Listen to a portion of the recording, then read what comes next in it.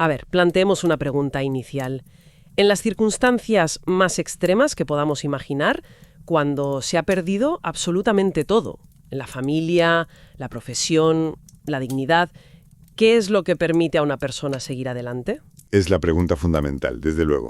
¿De dónde se saca esa fuerza? No solo para sobrevivir, sino para encontrarle un sentido a esa supervivencia. Pues esa es la pregunta que está en el centro de lo que vamos a explorar hoy, que es el análisis de El hombre en busca de sentido de Viktor Frankl. Y es crucial entender algo desde el principio. ¿El qué? Que esto no es simplemente una memoria del Holocausto. Es el testimonio de un psiquiatra, el prisionero 119.104, que, de alguna manera, convirtió su experiencia en los campos en un laboratorio. Un laboratorio para entender la resiliencia humana. ¿Qué? ¿Qué forma tan potente de verlo? Exacto. Nuestra misión hoy, entonces, es desentrañar esas lecciones. Porque lo que él descubrió, eso que llamó la última de las libertades humanas, no solo le sirvió a él, sino que acabó dando forma a toda una escuela de psicoterapia. La logoterapia, que sigue totalmente vigente hoy en día. Para entender de dónde vienen estas ideas, supongo que primero hay que saber quién era Frankl antes de los campos. ¿Qué tipo de persona era? Pues mira, era una figura ya destacadísima. En la Viena de los años 40, que era el epicentro mundial de la psicología, Viktor Frankl ya era un neurólogo y psiquiatra de prestigio. El mundo de Freud, de Adler. Él mismo. Gigantes con los que él, siendo muy joven, ya había mantenido correspondencia e incluso, había polemizado con ellos. Tenía una consulta privada que iba muy bien, una carrera meteórica y se acababa de casar. Estaba en un momento dulce, personal y profesionalmente. Y justo ahí, con el nazismo avanzando, ¿le llega la oportunidad de escapar? Así es. En 1941 consigue un visado para emigrar a Estados Unidos. Era su billete de salida, su salvación. Podía llevarse a su esposa y desarrollar toda su obra en un lugar seguro. Pero claro, había un problema. Sus padres. Sus padres. Ya eran ancianos, no tenían esa opción. Se quedarían atrás, completamente a merced de los nazis. ¡Qué dilema más terrible! Salvarte a ti y tu futuro, o quedarte por lealtad sabiendo lo que era casi seguro que iba a pasar. Y tomó una decisión que lo define por completo. Decidió, conscientemente, dejar caducar el visado. ¡Wow! Eligió su responsabilidad como hijo por encima de su ambición. Él mismo, años más tarde, describió ese momento como su prueba de madurez. Unas semanas después, toda la familia fue deportada. Hay una anécdota de su llegada a Auschwitz que me parece que encapsula ese choque brutal con la nueva realidad. Tiene que ver con un manuscrito. Sí, es un momento clave, absolutamente. Al llegar, los prisioneros son despojados de todo. De todo. Pero Frankl intenta salvar lo único que le importa materialmente. El manuscrito de su primer libro. El trabajo de toda su vida. El trabajo de toda su vida, escondido en el forro de la chaqueta. En un momento de desesperación, se acerca a un prisionero veterano, le enseña los papeles y le intenta explicar que es una obra científica, su legado. ¿Y la respuesta del otro prisionero? La respuesta es una sola palabra, la que, según Frankl, definía toda la existencia allí. Le dijo, mierda. E inmediatamente después, un guardia se lo arranca de las manos y lo destruye. Perderlo todo en un segundo. La mayoría de la gente se hundiría. Pero aquí está lo fascinante. La pérdida de su hijo espiritual, como él lo llamaba, no lo destruyó. Al contrario. Le dio una razón para vivir. Exacto. La necesidad de reconstruir ese libro en su mente, de reescribirlo algún día, se convirtió en su anclaje, en su porqué. De hecho, él cuenta que, durante una epidemia de tifus con una fiebre altísima, se mantenía despierto garabateando las ideas clave en trozos de papel robados, para no olvidarlas. Increíble. Entonces, ¿cómo observaba esto como psiquiatra? ¿Logró identificar algún patrón en cómo la gente procesaba psicológicamente ese horror? Sí, claro. Como el observador entrenado que era, lo analizó todo. Y dividió la respuesta psicológica del prisionero en 3 fases muy claras. ¿Cuáles son? La primera es la del internamiento, dominada por el shock. La segunda, la de la vida ya dentro del campo, que está marcada por la apatía. Y una tercera, de la que se habla menos, que es la fase posterior a la liberación. Vale, vayamos con la primera, el shock. ¿Cómo se manifiesta eso? Frankl lo describe con un concepto muy potente, la ilusión del indulto. Es esa tendencia tan humana a aferrarse a la esperanza irracional de que en el último minuto todo se va a solucionar. No será tan cruel. Exacto. Al llegar, ven a otros prisioneros que parecen relativamente bien, que bromean, y eso alimenta esa falsa esperanza, de que las historias que han oído son exageraciones. Pero esa ilusión se desvanece rápido, imagino. De la forma más brutal. Describe la primera selección. Un oficial de las SS que simplemente señalaba con el dedo.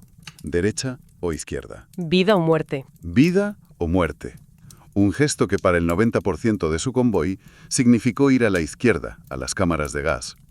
Cuenta cómo, poco después, un prisionero veterano le señala una chimenea del crematorio y le dice: «Allí está tu amigo», elevándose al cielo. Ahí se acaba cualquier tipo de ilusión. Y tras ese golpe llega la segunda fase que mencionabas, la apatía, que desde fuera puede parecer debilidad, ¿no? Como rendirse. Exactamente. Pero él explica que no era debilidad, era una muerte emocional necesaria. Un caparazón. Un mecanismo de defensa. Un mecanismo de defensa, sí. El prisionero se insensibilizaba. Escenas que el primer día le habrían horrorizado, como ver una paliza brutal, al poco tiempo dejaban de afectarle. No podía permitirse sentir repugnancia, ni piedad. El coste emocional le habría llevado al colapso. Es una adaptación terrible, pero lógica. Lógica para no quebrarse. Y has mencionado esa tercera fase, la de después de la liberación. ¿No fue un momento de euforia y alivio? Pues no. Y esta es una de las partes más olvidadas de su análisis. La liberación no fue un momento de felicidad desbordante. ¿Por qué? Primero porque el cuerpo y la mente estaban tan agotados que simplemente no podían procesar la alegría. Pero más allá de eso, al volver al mundo, muchos se encontraron con una profunda amargura. ¿Amargura y desilusión? ¿Después de haber sobrevivido al infierno? Sí. Desilusión al ver que nadie podía comprender de verdad por lo que habían pasado. Amargura al darse cuenta de que el sufrimiento no siempre ennoblece, a veces simplemente destruye. Franklin dice que el mayor desafío para el superviviente no era solo olvidar el horror, sino aprender a vivir con la decepción de la paz. Es increíble que alguien pudiera encontrar, no sé, un resquicio de control en una situación así. ¿Cuál fue para ti el descubrimiento más rompedor que hizo Frankl en medio de todo ese caos? Sin duda, su idea central, la que él formula de esta manera, más o menos. Al hombre se le puede arrebatar todo, salvo una cosa. La última de las libertades humanas. ¿Qué es? La libre elección de la actitud personal ante las circunstancias, para elegir el propio camino. La libertad interior. Exacto. Descubrió que, aunque no podía controlar lo que le pasaba, siempre podía controlar cómo respondía a ello. Y esa lección marcaba la diferencia. Vio a prisioneros que se comportaban como cerdos, delatando a compañeros, y a otros que eran santos, compartiendo su último trozo de pan. Las circunstancias eran las mismas para todos. Idénticas. La diferencia era una decisión puramente interior. Esto me lleva a otra de sus observaciones que me parece sorprendente. Que los prisioneros con una vida interior más rica, gente culta, sensible, aunque físicamente fueran más débiles, a menudo soportaban mejor el campo. Parece contraintuitivo. Lo es, pero tiene todo el sentido en su teoría. Quienes tenían una vida interior rica, artistas, intelectuales, tenían un refugio al que nadie podía acceder. Podían abstraerse del horror y retirarse a un espacio de belleza, de recuerdos, de conversaciones en su propia mente. Un lugar que no les podían arrebatar. Exactamente. Hay una escena en el libro que ilustra esto de una forma, increíblemente conmovedora. Cuando está marchando de madrugada, con un frío atroz, y empieza a pensar en su esposa. Es un pasaje fundamental, sí. Mientras camina a trompicones, casi congelado, empieza a pensar en su mujer, Tilly. La visualiza con una nitidez asombrosa, mantiene conversaciones enteras con ella en su mente. Y en medio de ese ejercicio de amor, tiene una revelación. ¿Que la salvación está en el amor? Exacto. Se da cuenta de que la salvación del hombre consiste en el amor y pasa por el amor. Y comprende que un hombre despojado de todo puede conocer la felicidad, aunque sea un instante, si contempla al ser amado. Y lo más increíble es que él no sabía si ella estaba viva o muerta. Ni siquiera lo sabía. Pero, como él escribe, eso dejó de tener importancia. El amor trascendía lo físico, se convertía en una fuerza espiritual que le daba sentido a todo. ¡Qué momento tan poderoso!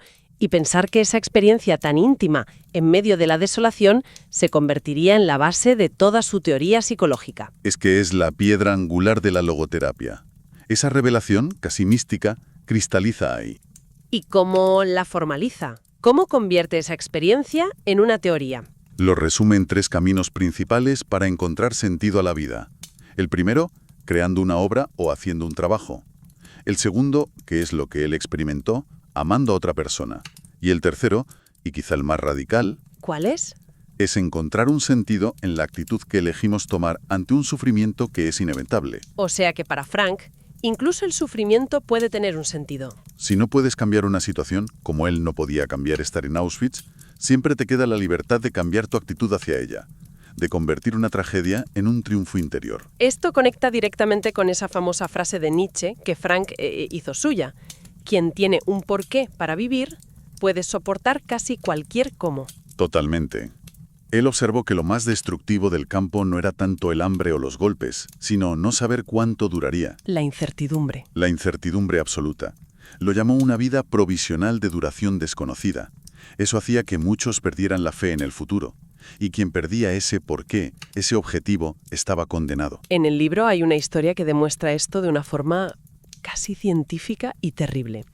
La del jefe de barracón. Uf, es una historia impactante, sí. Se trata de un prisionero, un compositor famoso antes de la guerra. Un día le confiesa a Frankl que ha tenido un sueño premonitorio. Una voz le ha dicho que será liberado el 30 de marzo. Y se aferra a esa fecha como a un clavo ardiendo. Completamente. Esa profecía se convierte en su porqué. Le da una esperanza tangible. Pero a medida que se acerca el 30 de marzo y no hay señales de liberación, el hombre empieza a desmoronarse. Pierde la esperanza. La pierde por completo. ¿Y qué ocurrió? El 29 de marzo, un día antes, enferma gravemente. El 30 de marzo, el día D, cae en delirio. Y el 31 de marzo, muere. El diagnóstico oficial fue tifus, ¿verdad? Sí, tifus, que era endémico. Pero para Frankl, la causa real de la muerte fue la profunda decepción. La pérdida total de la esperanza debilitó su sistema inmunológico, de tal manera que la infección, que su cuerpo hasta entonces mantenía a raya, acabó con él. Es la demostración más trágica de esa conexión entre la mente y el cuerpo. Perder el porqué fue literalmente una sentencia de muerte. Literalmente. Entonces, si intentamos destilar el mensaje final de Frankl, no va tanto sobre el sufrimiento, sino sobre nuestra capacidad de trascenderlo, ¿no?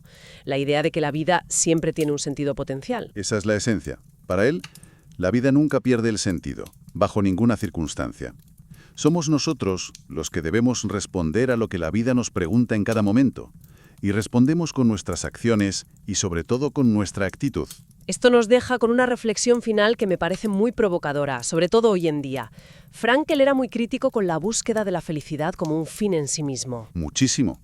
Él sostenía que la felicidad, como el éxito, no se puede perseguir, es un efecto secundario. ¿Un efecto secundario de qué? De la dedicación personal a una causa más grande que uno mismo, o de la entrega a otra persona.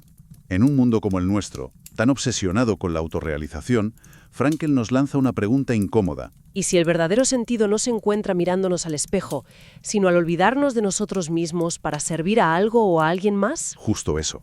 Una pregunta que desde luego da para pensar.